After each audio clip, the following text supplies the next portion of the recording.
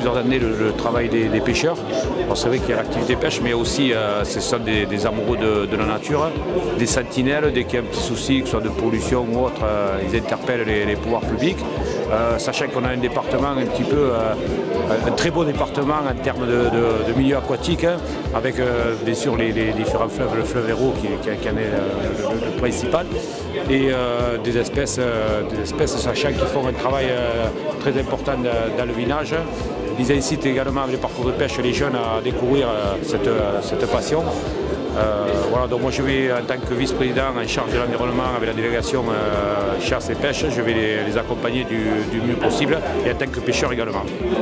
Moi je suis très heureux de participer encore aujourd'hui avec vous à cette manifestation et comme vous le signaliez tout à l'heure, Monsieur le Président, je vois bien que ce n'est pas une intérim qui se réalise, c'est vraiment une poursuite et une relance au niveau d'activité, au niveau de la Fédération de la pêche et je m'en réjouis. Et nous serons soucieux de vous permettre d'avoir la place qui est la vôtre dans les structures des sages, hein, des schémas d'aménagement de la gestion de l'eau, à travers les comités locaux de l'eau, les clés, de pouvoir intervenir, participer, faire part de vos avis. Donc prenez votre place. Vous avez senti ma passion parce que la chasse et la pêche, ça a été toute ma vie. Et donc, quand j'ai été élu conseiller régional, je me suis donné comme objectif de rendre à la pêche et à la chasse ce qu'elle m'avait apporté toute ma vie. Et donc, j'ai la délégation pour les fédérations de chasseurs et des pêcheurs, et donc je m'occupe de traiter leurs dossiers de financement, de subvention, et de leur amener des financements pour leurs travaux. Alors ce qui est important, et à mon avis c'est pour ça que les chasseurs et les pêcheurs sont une communauté qui est forte, c'est qu'il y a beaucoup d'amitié entre nous. Quand on se rencontre dans ces congrès, on sent qu'il y a une amitié qui se transmet et je crois que c'est le plus important. On est structuré de manière à ce que chasseurs et pêcheurs on s'entende. Vous voyez, on vient de construire, on est en train de construire la maison régionale de la chasse et de la pêche à Montpellier. On a fait un gros investissement là-dessus, la région. On a investi 1 750 000 €. Les chasseurs et les pêcheurs auront leur maison en ville. Et donc l'idée, c'est de transporter en milieu urbain ces politiques rurales. Ce sont des enjeux, tout simplement, ce sont des enjeux environnementaux. Donc, vous me donnez l'occasion de dire que les Verts n'ont pas le monopole de l'environnement. Les chasseurs et les pêcheurs sont les vrais jardiniers de la nature. Et donc, il n'y a pas de raison qu'il y ait ce clivage entre Verts et surtout les chasseurs, pas trop les pêcheurs. Mais il n'y a pas de raison que ce clivage persiste. Et donc moi, ce que je vais faire, je vais m'attacher à faire tomber toutes ces barrières. C'est important. C'est important de se mettre autour de la table avec ces gens-là et de leur expliquer que les chasseurs et les pêcheurs apportent leur contribution à la biodiversité. Je suis venu, je vais faire le Père Noël.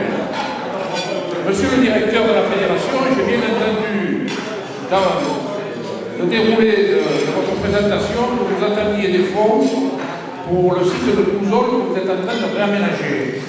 Alors, je voulais simplement vous dire que vendredi, pour ce site de Pouzol, j'ai fait voter à la région 24 500 €. C'était super, hein. Il y a eu du monde cette année, plus que les autres années. Est-ce que c'est parce que c'est la dernière de ce mandat ou est-ce que c'est la nouveauté, la nouvelle équipe qui a amené tout ce monde aujourd'hui? Plus de 170 personnes à manger, on était au moins 150 à l'Assemblée, au Congrès à l'Assemblée, il y avait une trentaine ou une quarantaine de dames qui étaient allées visiter l'abbaye de Valmagne. La fédération à la pêche, de plus en plus à la pêche, le président essaye de l'avoir aussi pour être à la hauteur.